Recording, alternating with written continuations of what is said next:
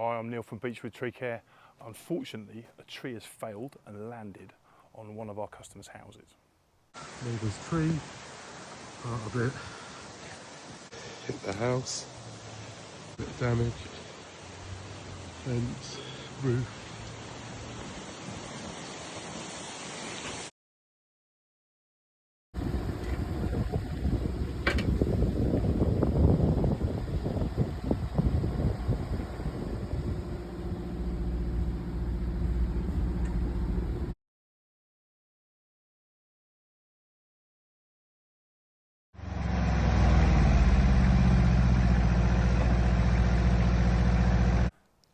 So yesterday afternoon, there were some strong winds and this triple stemmed ash, there's one stem still standing.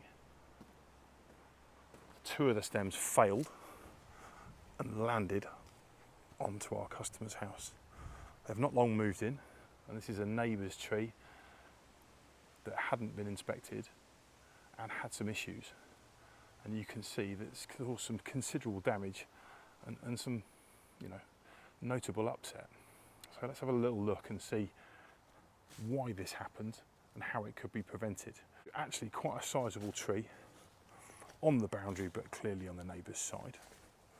And when we go in and look, here where the stems have fallen down, they've split apart, and this is mycelium from fungal attack. And you can see the good wood here, and you can see the wood that's starting to be compromised. And as we go down into the stem, we can see that there was actually an old attack from fungus that's caused a significant cavity in there. Those holes in there are insect damage, so we know that's been compromised and decayed wood for a long time. We can see this reaction growth that's swelling on the tree here, which has a different bark to the normal ash bark, which means this is growing faster because it's smoother than that.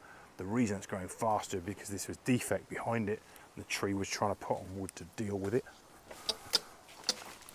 We go over to the other side, we can see fungal brackets on the bits that failed here.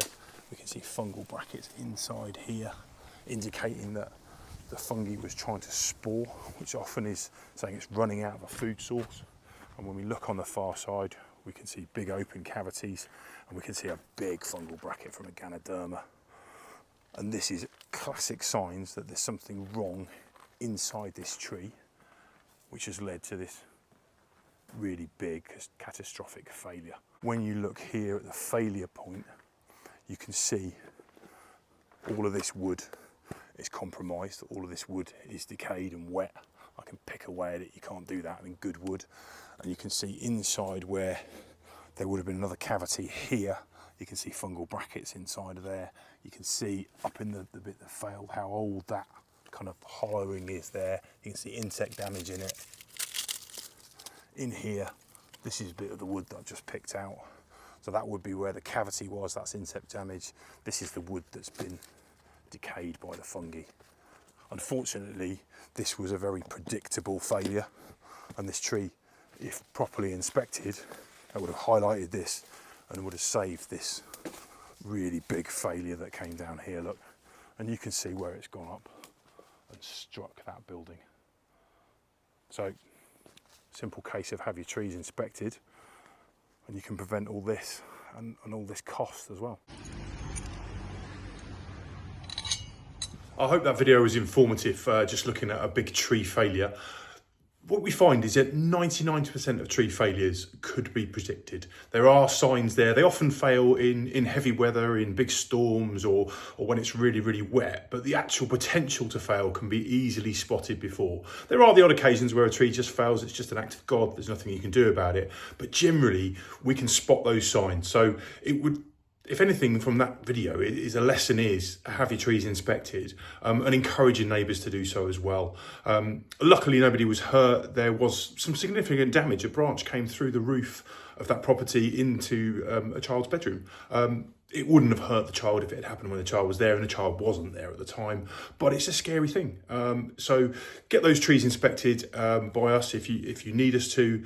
We'll quite happily come out and look at your trees if you're a customer of ours, absolutely free of charge, and give you some advice.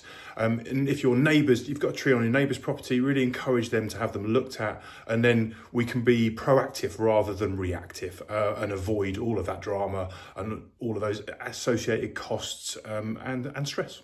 So take care. I'll see you on the next video.